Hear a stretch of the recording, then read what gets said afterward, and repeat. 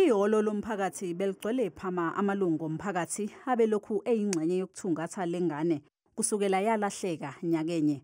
uJocelyn Smith sekuphele unyaka manje alahleka kanti umama wakhe ungabanye babasolwa kuleli cala. Kodwa-ke uwaphike wonke amacala athweswe wona kanjalo nalowo asolwa naye. Ms. Smith, count 1, what do you plead? Not guilty. First alternative? Not guilty. Second alternative? Not guilty. Third alternative? Not guilty. Ijaji lixwayise ngokuthi uma belahlwa yicala bengathola isigwebo sikadilika jele. Ufakazi wokuqala kuleli cala kube ngumphenyi uConstable Yanga Ngongotha nolandise inkantolo ngosuku okwabikwa ngalo ngokunyamalala kukaJocelyn. Ngeli xesha uthetha naye ngoba busuku uKelilo bekunikezela umyalezo okanye sisikhalo esi waqaphela ntoni kuye.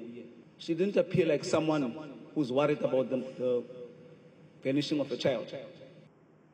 Umbuso usola ukuthi umama kaJocelyn wayekuhlelile ukuthi athengise ngendodakazi yakhe uma ubheka izigameko ezenzeka ngaphambi kokuba anyamalale.